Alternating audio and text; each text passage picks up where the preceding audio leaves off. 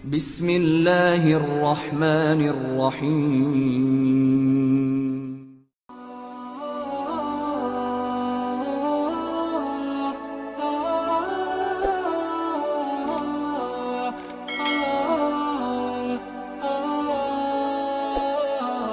Assalamualaikum warahmatullahi wabarakatuh. Kisah haru tukang becak naik haji yang diyakinkan oleh seorang istri hingga ditinggal meninggal dunia.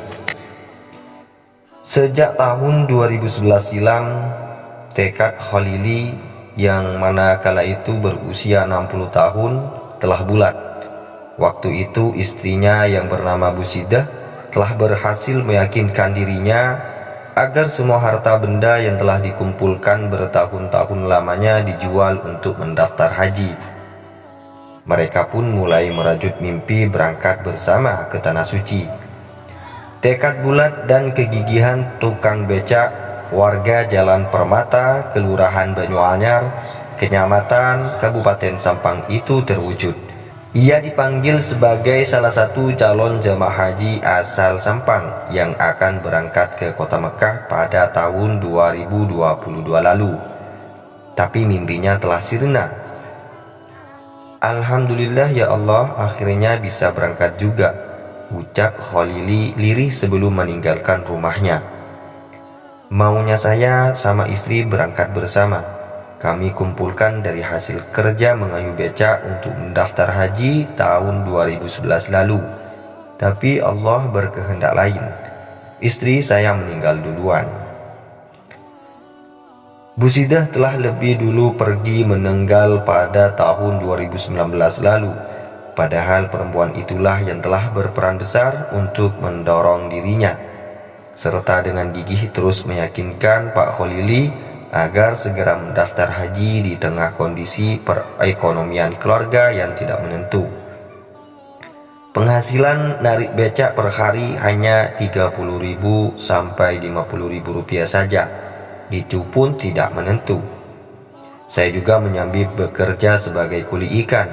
Ya, meskipun penghasilannya juga tidak seberapa, tapi istri saya itulah yang rajin menabung, mengumpulkan dan membelikan beberapa gram emas katanya.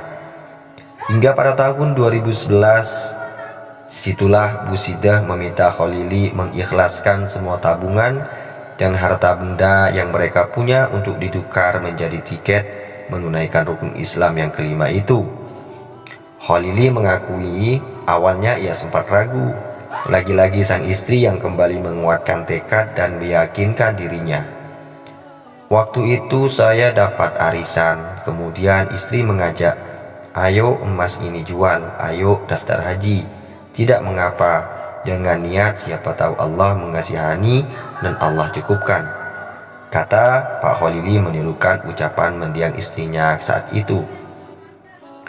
Seharusnya tahun ini Khalili dan Busidah bisa berangkat bersama, tapi seperti yang Khalili katakan, Tuhan telah menakdirkan hal yang berbeda.